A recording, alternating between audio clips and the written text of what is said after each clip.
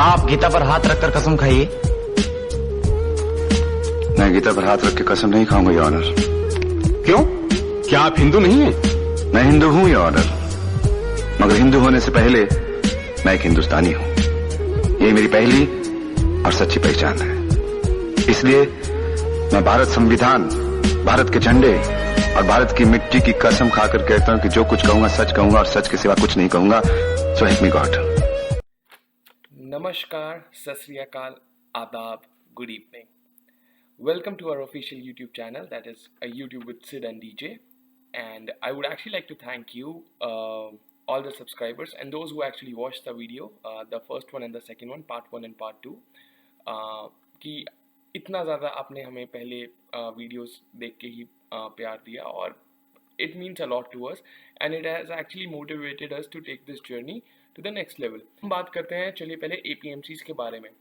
APMCs की अगर आप फुल फॉर्म की बात करें तो that is agriculture produce market committee. APMCs को लाने का एकमात्र रीज़न यही था कि फार्मर्स को आपको बचाना है प्राइवेट लैंडलॉर्ड से, जो बड़े बड़े ज़मींदार थे, जो उनको बहुत हाई इंटरेस्ट रेट पे उधार देते थे। अब इतना हाई इंटरेस्ट रेट उनको मिलता था कि अपना जो बड़े बड़े लैंडलॉर्ड्स हैं या उधार देने वाले हैं या ज़मींदार हैं, वो जाके किसान की जैसे ही वो फसल काटता था वो वहाँ पे खड़े हो जाते थे, लाओ हमारा इंटरेस्ट रेट दो। आप छोड़िए कि पूरा का पूरा लोन तो क्या ही वापस करेंगे, वो इंटरेस्ट रेट इतना ज़्यादा होता था कि किसान अपनी सारी फसल उन्हीं को ही दे देता था। विशियस साइकिल बन जाता था और बेचारा फार्मर हमेशा डेथ में रहता था। तो उस टाइम हमारी गवर्नमेंट ने सोचा कि हम APMCs का सिस्टम लेके आएंगे and it will be mandatory for a farmer कि वो अपना प्रोड्यूस कहीं और नहीं बेचेगा। जो वो प्रोड्यूस कर रहा है जो फार्मर है वो सिर्फ APMCs के अंदर ही अपना प्रोड्यूस बेच पाएगा। इससे फार्मर्स सिक्योर रहेंगे। जैसे आपने देखा होगा कि अभी IPL का ऑक्शन हुआ है, तो यहाँ पे भी हर चीज़ का ऑक्शन होता है, हर चीज़ की रिकॉर्डिंग होती है और हर चीज़ बिल्कुल कायदे के तरीके से, रिकॉर्डेड तरीके से होती है, हर चीज़ का प्रॉपर रजिस्ट्रेशन होता है। तो ये एक और बहुत बड़ा एडवांटेज है। वो बेच रहा है, वो पूरा रजिस्टर्ड बंदा है, जिसको आप अहातिया कहते हैं। तो ऐसा नहीं कि वो उसके पैसे लेके भाग जाएगा या कुछ ऐसा हो जाएगा। इवन अहातिया तो ऐसे होते हैं कि इस ज़रूरत के समय में उनको लोन वोन भी दे देते हैं विदाउट एनी इंटरेस्ट रेट। बहुत बार तो इमरजेंसी में ज़रूरत पड़ती है 1,00,000 1,50,000 रुपए की और उनको आराम से मिल जाते हैं। और मैं आपको बताना चाहूँगा कि ये एक्चुअली गवर्नमेंट के लिए भी काफ़ी फ़ायदेमंद है। तो जब UPA की गवर्नमेंट डॉक्टर मनमोहन सिंह जी के अंदर बिल्कुल ख़त्म होने वाली थी, इन द सेंस कि इलेक्शंस आने वाले थे, तो उसके पहले वो नेशनल फूड सिक्योरिटीज़ एक्ट लेके आए। ये दुनिया की सबसे बड़ी वेलफेयर स्कीम है। यहाँ पे 80 करोड़ लोगों को 2 से 3 रुपए किलो गेहूं और चावल मिलता है। तो आप ये देखिए कितनी बड़ी सोशल वेलफेयर स्कीम है। अगर सरकार को ये सारी चीज़ें प्रोक्योर करने यहाँ वहाँ भागना पड़ेगा, उसका अलग खर्चा होगा, अलग कॉस्ट होगी। तो जब वो APMCs में आते हैं फार्मर्स अपना प्रोड्यूस लेके, तो सरकार वहाँ से डायरेक्ट इनसे खरीद लेती है। वहाँ पे FCI food corporation of India के रिप्रेजेंटेटिव बैठे रहते हैं और उनको कहीं जाना नहीं पड़ता सरकार को भी। और सरकार अब जो भी अपना इनको MSP देती है, अपना खरीद लेती है और आगे वो TPDS targeted public distribution system के थ्रू दे डिस्ट्रीब्यूट 2 या 3 रुपए के गेहूं और चावल।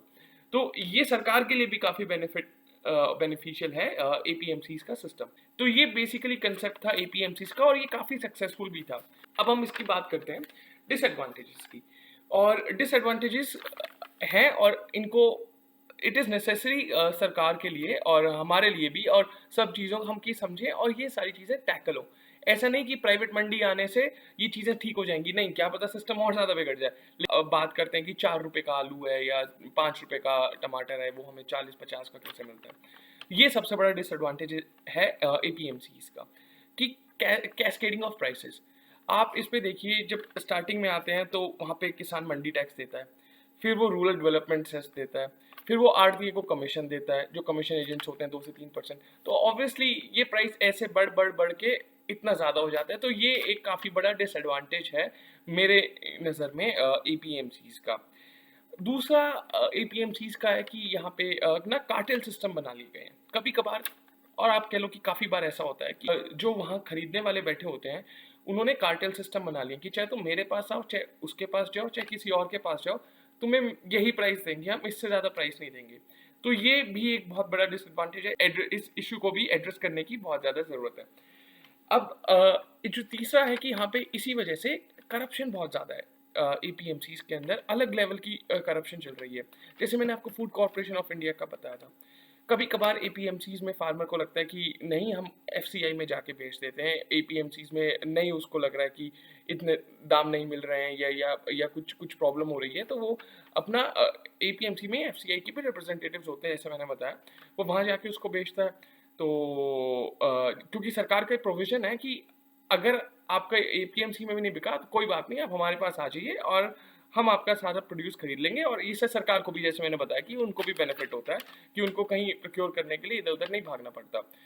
तो अब वो एफसीआई के रिप्रेजेंटेटिव के पास जाएगा, एफसीआई का रिप्रेजेंटेटिव कहेगा कि आज जगह नहीं है, कल आना या एक हफ्ते बाद आना। अब किसान इतना सारा अपना अनाज लेके आया है, वो तो यहाँ बेचने के लिए लेके आया है ना।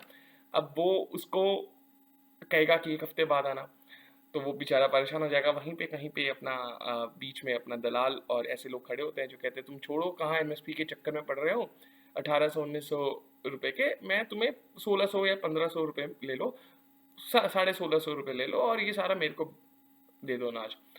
ये ऐसा सिस्टम है कि बेचारा किसान भी सोचता है कि हाँ चलो तुम ही ले लो, 1650 तो मिल रहे हैं एंड दोबारा चक्कर लगाने की जरूरत नहीं पड़ेगी। और वही बंदा जाके एफसीआई में उसी को एमएसपी पे बेचता है। ये लोग इवन इतना करते हैं कि बाहर से सड़ा गला बेकार अनाज वो एफसीआई में सप्लाई करते हैं, और जो किसान का एक्चुअल अच्छा अनाज भी होता है वो बाहर जाके बेचते हैं। तो इस इशू को भी हमें एड्रेस करने की बहुत ज़्यादा ज़रूरत है। तो ये आपको पता लगी एपीएमसीज के बेनिफिट्स और डिसएडवांटेजेस क्या क्या हैं। डिसएडवांटेजेस जो हैं, मैं बिल्कुल नहीं कह रहा कि एपीएमसीज का सिस्टम बेस्ट है, बट ये काफ़ी अच्छा सिस्टम है अगर इन डिसएडवांटेजेस को टैकल कर लिया गया ढंग से। तो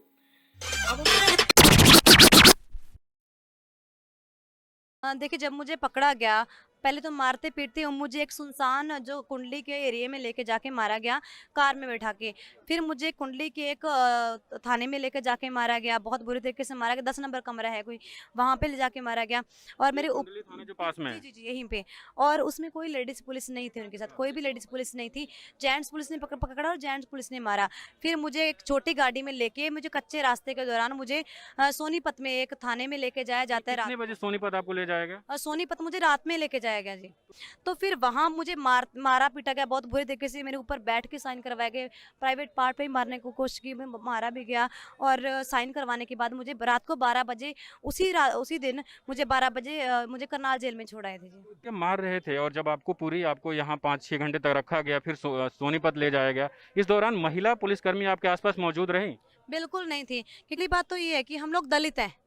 दलितों को तो कहीं उनको ये बोला जाए कि दलितों को बोलने का हक ही नहीं है। अगर दलित बोलता है तो उसको मार पीट के दबा दिया जाता है। तो दलित होके मुझे ही बोला कि दलित होके हमारी आवाज उठाएगी, तुम लोगों को तो हक ही नहीं बनता कि तुम लोग आवाज उठाओ। तुम बात लोग, कौन कह रहा था? ये पुलिस वाले खुद बोल रहे, ऐसा जो खुद बोल रहा है ये बात। रवि कुमार जी बिल्कुल, कि आप लोग दलित होके आप लोग नेता बनोगे, आप लोगों का काम गटर साफ करना है आप लोगों का। ये बातें बोल के मुझे गालियां देते हैं, पीट पीट के बोला गया।